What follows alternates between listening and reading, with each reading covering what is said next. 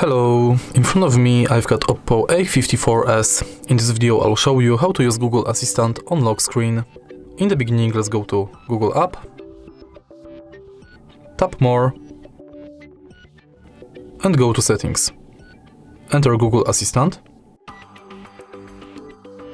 voice match and enable this function.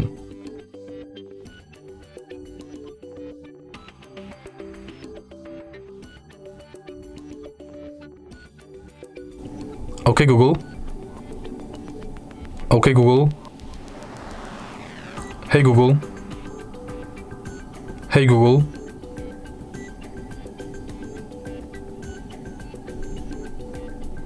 Now go back, enter lock screen and make sure that this function is enabled. Now you can simply lock the screen and say, Hey Google. OK Google. What's the weather like tomorrow? There will be thunderstorms with a high of 70 and a low of 50.